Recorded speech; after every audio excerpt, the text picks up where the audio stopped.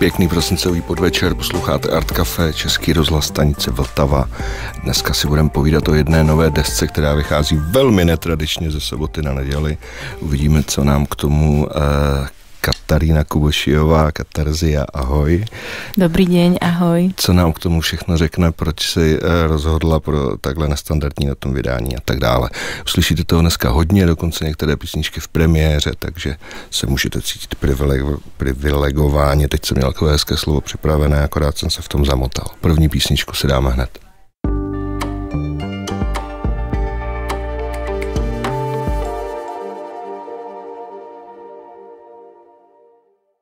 Tak tohle byla skladba Hvězdy, první a singlová skladba z nového alba Katarzie, které se jmenuje Rest in Euphoria. Jmenuje se stejně jako představení Cirkula Putika. Ano. To je vlastně důvod, proč vychází vůbec ta deska, protože to je poměrně jakoby taková znenadání záležitost a je to tedy u příležitosti toho, že se vlastně obnovuje představení Rest in Euphoria, které mělo premiéru loni, touhle dobou nějak, je to tak? Áno, a vďaka riaditeľovi cirkusu sme sa rozhodli vydať album. Já vím, že jsme se o tom bavili někdy asi před měsícem nebo před 2 měsíci, jestli vlastně si nebyla jistá, jestli to vlastně vůbec vydat nebo nevydat, takže tě přesvědčil tě ředitel? Nie, ono nešlo o to, že by som si nebola istá, či to vydať alebo nevydať, ale bolo na tom strašne veľa práce ešte, pretože scenická hudba v divadle alebo v podobných formátoch nefunguje úplne ako hudba na počúvanie a bolo treba sa rozhodnúť, čo s tým. A preto sme to dokončili asi 10 a rozdelili sme to s Aidkinom, ktorý mi pomáhal režirovať ten album.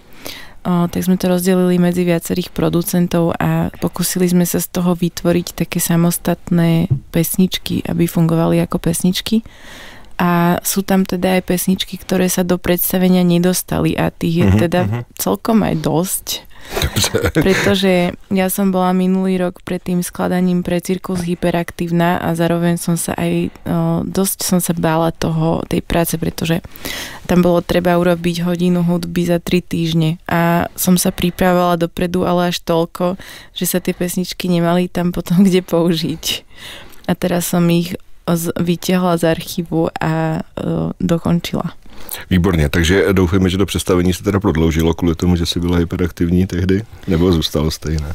Nie, zostalo stejné, ale väčšinu vecí som nakoniec aj tak zložila počas toho skúšobného obdobia, pretože tam som pochopila, že tie veci musia fungovať presne na choreografie a akrobatické choreografie vo vzduchu a podobne, čo bolo pre mňa obrovský šok, teda čo sa týka toho, že som to nikdy predtým nerobila a ten cirkus vôbec nie je akože nie, že by to nebola sranda, bola to obrovská sranda, ale bolo to veľmi náročné a som veľmi rada za takú skúsenosť. No a tak zkusme to nějak rozvést, tohle, jak se to vlastně, to, že se to liší, že tam je jako přesný timing, musí to být prostě nakoncipované přesně podle té choreografie, takhle to jsem dokonce, i mně bylo jasné nějak předtím, tak to je jedna věc, ale druhá věc je vlastně, jak se to jakoby liší vlastně v rámci tvého nějakého jako procesu tvůrčího, jestli jsi tam našla nějaké odlišnosti, jestli to pro tebe bylo složitější, jestli ti to nějak pomohlo třeba v rámci jako dalšího skládání, to by mě zajímalo. Pomohlo mi to dodať sebavedomie v tom, že teraz si viac verím, že dokážem zložiť alebo dokončiť nejakú prácu rýchlo. A už sa toho až tak nebojím a až tak sa nebojím programu. A bolo to iné v tom, že moja vlastná tvorba, ktorú nerobím pre divadlo alebo pre film, väčšinou stojí na textoch a to je niečo, čím vždy začínam. A toto bolo hlavne inštrumentálna hudba a texty som dorábala až neskôr. A napríklad pesnička High End, ktorú si teda za chvíľu zahráme, tak v predstavení zostala vo formáte bez spevu, bez textu a ten text som napísala ešte minulý rok, ale on tam nie je a tá pesnička má asi 3 minúty, ale v cirkuse má 8. OK. Okay. A ďalšia vec, ktorá bola veľmi iná,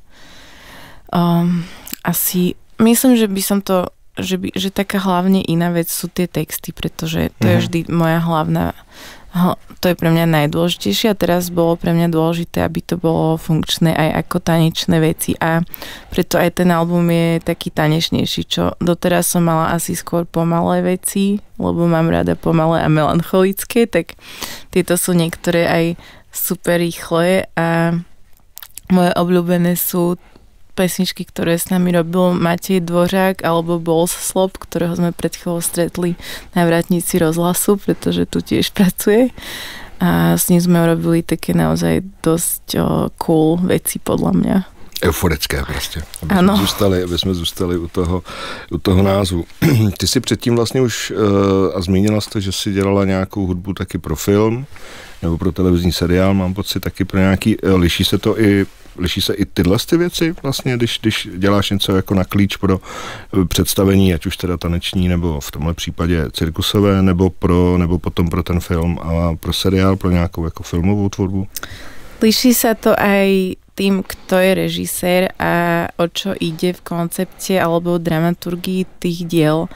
Ale cirkus bol veľmi iný v tom, že to predstavenie nemalo dopredu napísaný scenár ani príbeh. Teda boli tam náznaky v scenári, ktoré Rosťa Novák, mladší režisér predstavenia, predtým pripravil a tým pádom sme aj vedeli dopredu, aké budú témy. Ale nebol to presný scenár.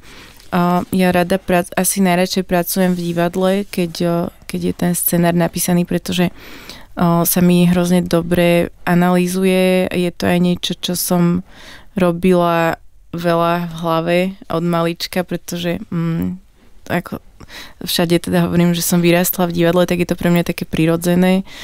A potom tá filmová práca je iná v tom, že to sa robí dlho, takže tam väčšinou nemám až taký časový stres a robí sa to na obraz. Zatiaľ, čo to divadlo je také živé a robíme to za pochodu s ľuďmi počas skúšok, čo je pre mňa teda zároveň aj trochu stresujúcejšie, pretože mi to príde ako obrovská zodpovednosť, že sme tým 30 ľudí a v cirkuse sme boli ešte väčší, ktorí čakajú v podstate na to, že im niečo dodám na druhý deň.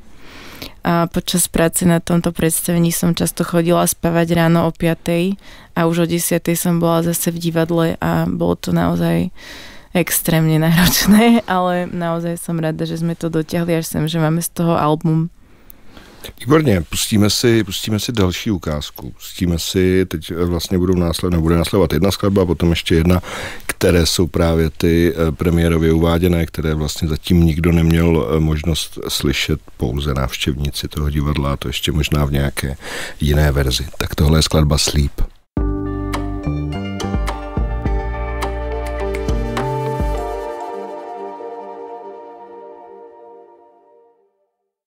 Skladba Sleep, úplná novinka, kterou jste ještě neměli nikdy možnost slyšet. A já teďka přemýšlím o tom, nebo teda už jsem o tím přemýšlel předtím, ale teď vlastně během té skladby přemýšlím o tom, jestli si vůbec někdy naspívala něco anglicky. Áno, a pamätám si, že si hovoril, že to bolo veľmi zlé. Dobře, tak to jsem to asi zapomněl. Ešte to bolo na tom albume celý bad, taká pesnička jo, Fairies. vlastně, ano, to je pravda. Jo, už si to vybavuju. Ale tak mal si pravdu, že to veľmi nebolo vtedy silná vec. Teď je to lepší. Neviem, ale teraz som teda musela písať po anglicky, pretože sme medzinárodný tím a v tom predstavení sa rozprávame po anglicky, aj hovoríme texty, teda herci hovoria texty po anglicky. A chcela som, aby tomu rozumeli aj tí ostatní kolegovia, ktorí sú na pódiu. No, takže je to taký experiment v tom, že tam kombinujem v tom predstavení slovenčinu a s angličtinou a myslím, že česky nespievam vôbec. A ještě mi řekni, a uvádělo se to představení teda někde v zahraničí?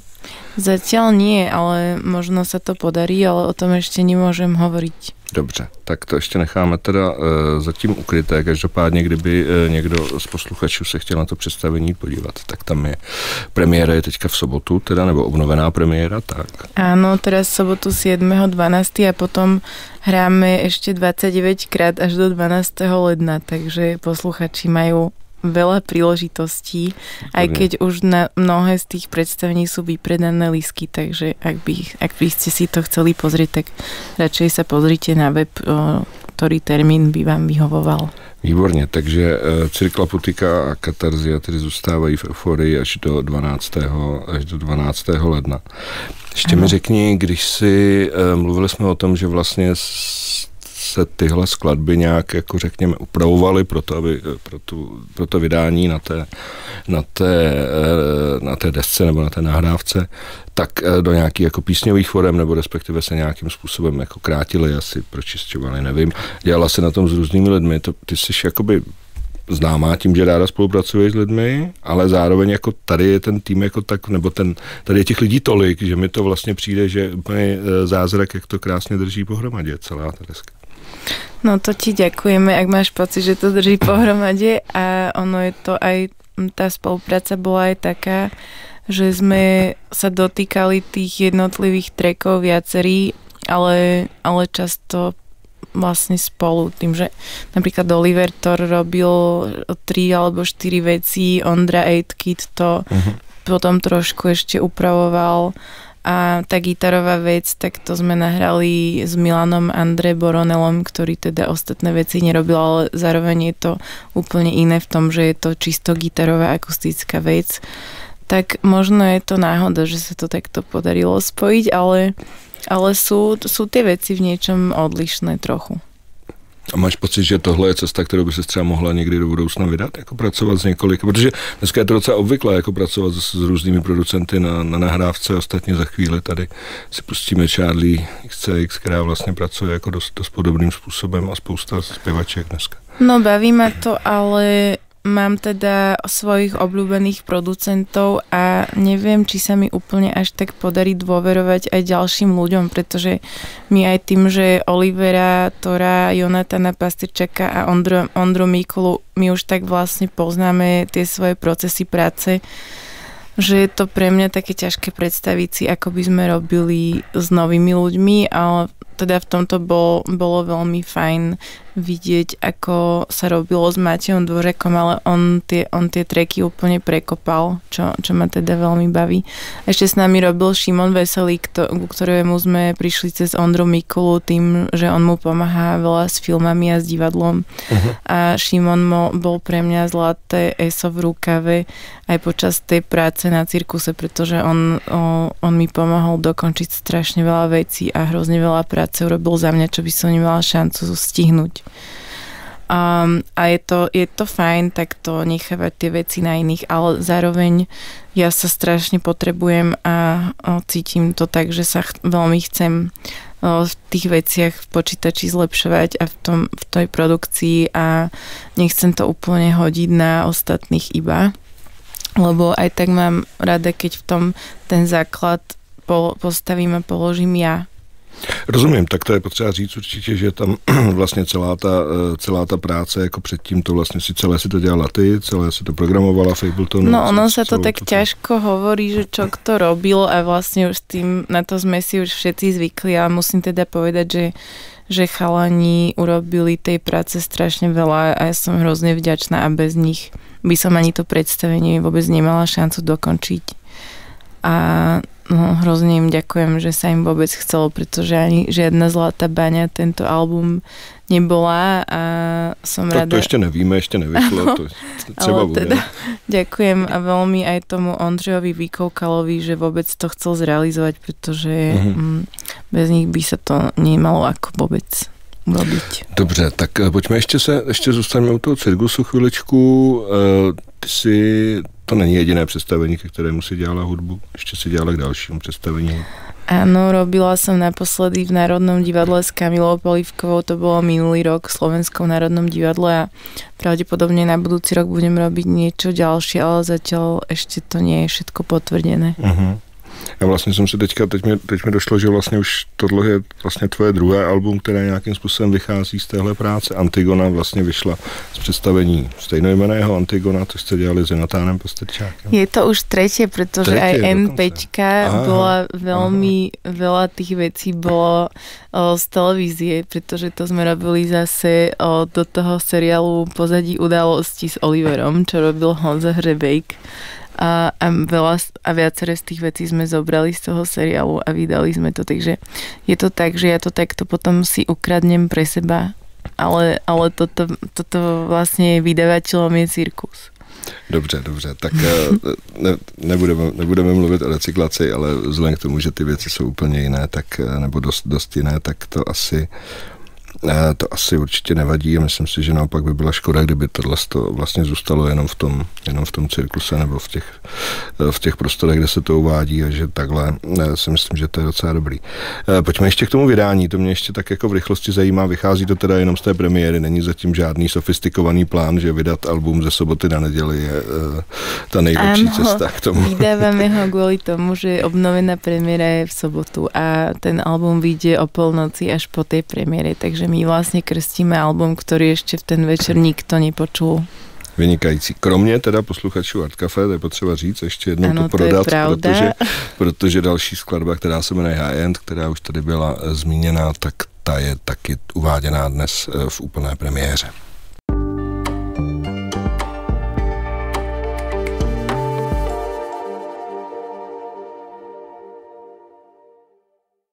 Stále posloucháte Art Café. Stále je tu s náma Katarzia a tohle byla Charlie XCX, skladba Mean Girls, na které hostuje Julian Casablancas z The Strokes nebo Dvojic a je to vlastně z takového alba, které teďka úplně nevím, jak se jmenuje, ale je to vlastně následné po albu Brett, tak vydala teďka někdy v říjnu takovou sběrnou. To já jsem si ani nevšimla. No, tak vydala takovou jakože vlastně navazující skladbu, kde se vždycky jako navazující nahrávku, kde jsou právě různí hosté a takhle. Tak no jasné. Proč Charlie chce? No ja som chcela práve pustiť Brett, ale som ti to nedala vedieť, prepáč, lebo to je niečo, čo všetci už dávno počuli a ja som to prvýkrát počula pred 2 týždňami, alebo pred 3. Ja som takto oneskorená a až teraz mi dochádza, že prečo všade bolo zelené logo Brett a memečka a všetko. Takže si neměla úplně Brett Ear teda teďka. Nemala som, ale teraz mňa to dosť baví, tak to veľmi neskoro si objaviť až po ostatných, lebo ja z nich teraz môžem mať radosť, kedy im už vyprchala. A ten album mi príde veľmi zábavný, čo sa týka produkcie a Oliver Thor mi totiž o ňom hovoril celý rok a ja som mu stále hovorila, ja už si to pustím. A teraz som si to konečne pustila a som mu volala, že Oli, tak konečne na to prišlo a dosť ma to baví, no. Počúvam to v posilke na bicykli. Vynikající. No tak tahle nahrávka je taková, že tam hostují různí lidé, že to vlastně jako trošku jako takové rozvedený koncept toho. To už mi prišlo zase trošku otravné, jako Charlie XCX zvykne. Výborně, tak jsem vybral dobře. Ještě tady máme teda jeden Katarzie tip, který bude za chvíli, tak doufejme, že tam už jsem se trefil lépe.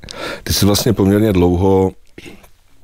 dlouhé roky, 10 let, vlastně asi rozkročená mezi Čechami a nebo Českým a Slovenskem. Alebo už ani nie som, už som veľmi iba v Čechách. Už jsi velmi iba v Čechách, dobře. Tak jak to funguje teďka v téhle době, kdy jako vlastně na Slovensku ta situace není úplně minimálně teda pro kulturu nebo obecně pro společnost, není úplně růžová, jak podle těch zpráv, co k nám chodí. To nefunguje.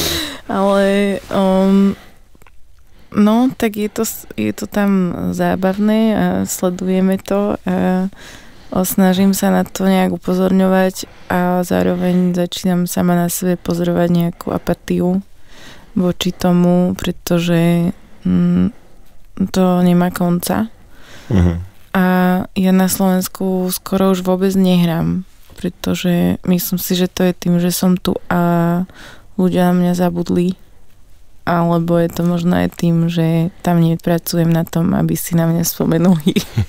A tak zároveň právě zejména v těch aktivitách z platformy Otvorená kultura a vůbec jakoby, co se týče jako nějakého toho vzedmutí té slovenské kulturní scény, tak tam seš docela dost vidět. Tak minimálně snažím sa, ale aspoň až si skoro nedovolím tvrdiť, že pre nich niečo robím alebo že im nejako pomáham, pretože tí ľudia tam na to makajú tak strašne veľa a robia to z čistého presvedčenia, že treba robiť niečo proti tomu, čo sa tam deje a ja ich strašne obdivujem a nechcem si naozaj brať zásluhy na ich práci, pretože oni sú hustí, akože čo všetko preto robia, stále organizujú nejaké protesty a veľmi spájajú ľudí v kultúre aj v kultúrnom manažmente. A myslím, že sú na tom aj také pozitívne veci, že sme si aj uvedomili, čo na tom Slovensku nefunguje v tej kultúre medzi nami, ktorí sme na strane tých, čo v nej reálne fungujú. A ja len stále verím, že to dopadne dobre, pretože inak si už neviem predstaviť, čo by ešte mohlo byť horšie, ako je teraz, ale určite je možné, aby to bolo ešte horšie, tak dúfam, že to nepríde. Tak myslím, že doufat, že to všechno nebo aspoň něco, nebo aspoň částečně dopadne dobře, tak to myslím potřebujeme všichni, to asi není úplně nic, co by bylo výjimečné, naopak spíše potřeba na to nezapomínat. Teď ještě bych se vlastně rád zeptal, protože ty si letos ve spolupráci s Prague Sound si dělala vlastně takovou věc, která taky není úplně moc obvyklá, jestli kurátorovala vlastně celý večer a vlastně výběr těch interpretek, které tam vystupovaly, jaká to byla práce?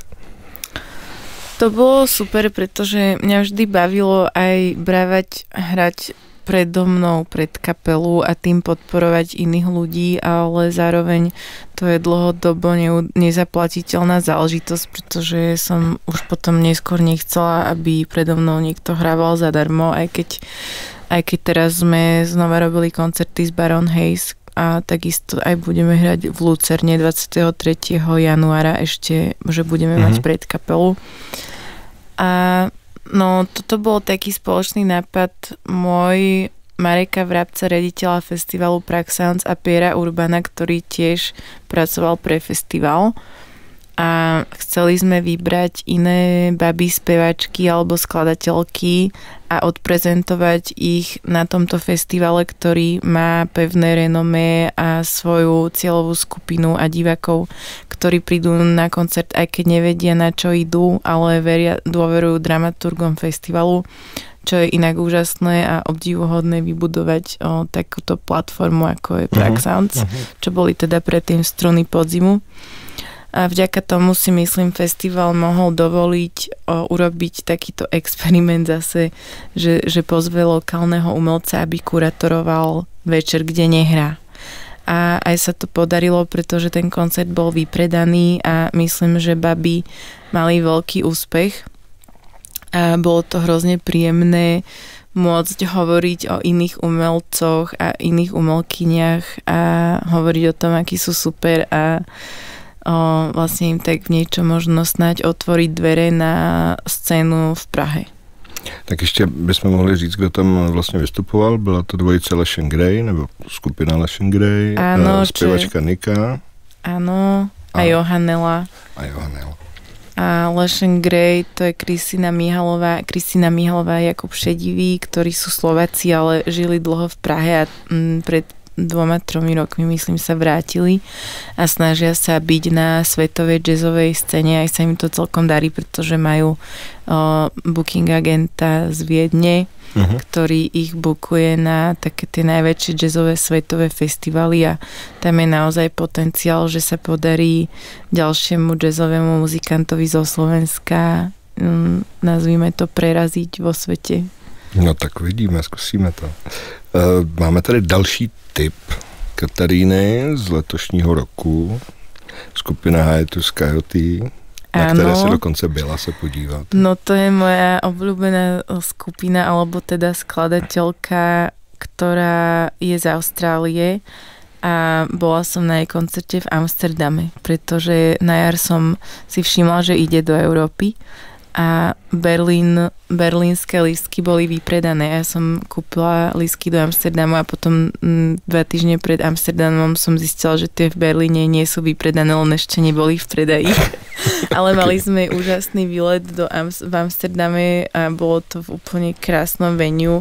Boli so mnou študenti z Ježkovej konzervatórii a bola som taká ich tetička na výlete a bolo to super.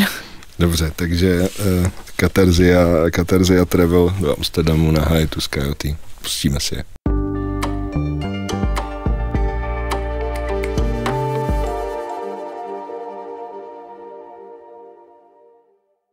Tohle to byla skladba skupiny Marilyn Manson, která se jmenovala Nemám koho obdivovat a Katarzia tam zpívala ten krásný part v té druhé polovině skladby. Děkuju. Katarzia tady s námi sedí pořád. Pro mě musím říct, že to byl jako poměrně dost nečekaná zkušenost a překvapilo mě to velmi, když jsem prvně slyšel tu desku jejich a najednou se tam z ničeho nic objevila ty. Ano, až skoro u koncu písničky. Ale musím říct, že vlastně tehdy jsme se ještě nějak, že jsem ti jako psal, že co tam s těmi stokáry děláš a ty jsi mi odepsala, což si budu pamatovat asi navždy. Já jsem taky stokár, ano, což by mohlo vést takový oslý můstek k tomu, že vlastně jak jsme se bavili v minulém vstupu o tom Slovensku, tak mně tam přijde jako úplně úžasné, jak se vlastně téměř celá ta scéna spojila, jako ať už prostě někdo zpívá pop, nebo někdo zpívá podobné věci jako Marilyn Manson, tak se prostě spojili dohromady. To mi přijde jako docela úžasné. Taky hodně lidí se ještě nespojilo, ale mohli by se, že ještě nepochopili, že je nejvyšší čas. Proč Marilyn Manson? Jak to vzniklo? Oni tě oslovili? Myslím, že my sme sa stretli prvýkrát na Rádio Hlavách, čo je ocenenie slovenského rádia FM. Uh-huh.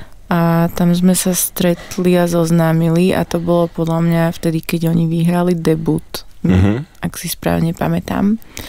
A potom sme sa sledovali a myslím, že Adam mi písal, že či tam niečo naspievam a ja vždy, keď mám čas, tak samozrejme rada niečo naspievam, tak som dopísala.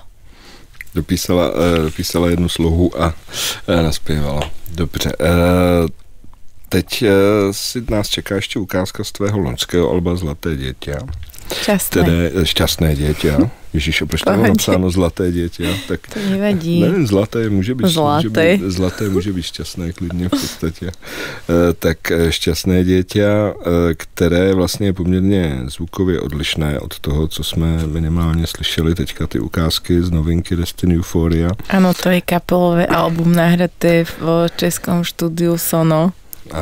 Ano. Gitarové, tomu říkáš, to si pamatuju. Jak to... Klavírné. Co vlastně? Klavírné. Trošku. Jo, hodně klavírné.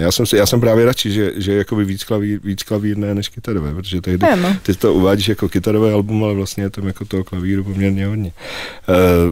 To mě vlastně vždycky bavilo, jako že takhle střídáš ty polohy, máš vymyšleno, co budeš dělat dál. No, myslím, že je to skôr taký následok môjho chaosu, že ma baví robiť tie veci rôznym spôsobom a nikdy si nie som úplne istá, ako ich chcem robiť a teraz mám rozpracovaný taký projekt, ktorý je obširnejší a chcela by som, aby ho naspievalo viac speváčiek. Uh-huh. A možno ešte stále rozmýšľam, či to budem spievať aj ja, alebo ja to zložím a budem to robiť ako producent. Dirigovat. No, tak by som to úplně nenazývala, ale dajme tomu. Dobře, no tak uvidíme. Tak jo, pustíme si skladbu Dost a pak už nám zbývá už jenom posledních pár minut.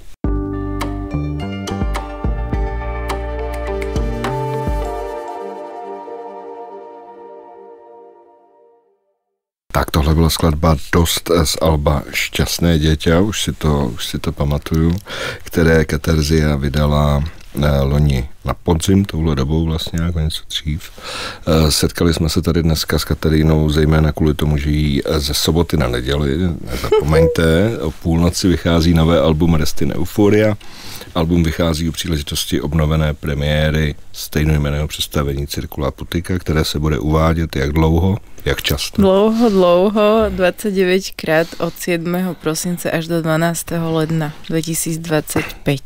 Takže pokud vás dnešní pořad bavil, tak si určitě pusťte tu desku. Určitě si můžete zajít na představení. Kataríno, děkuju, bylo to příjemné, jako vždycky. Ja ďakujem za pozvanie, všetkých pozdravujem a želám vám krásnu zimu a Vianoci. Nádherné, na to bych úplně zapomněl. Tak jo. Tak se rozloučíme se s skladbou, která zdánlivě nemá vlastně s tím, co jsme si tady hráli, nic společného, ale vzhledem k tomu, že jsem teďka přijel před pár dny zase z festivalu Monkey Week, tak musím pustit aspoň jednu ukázku současného flamenka. Ángeles Toledano, skladba X Las Niñas. Kataríno, děkuju, mějte se hezky, dobrý večer. Adios.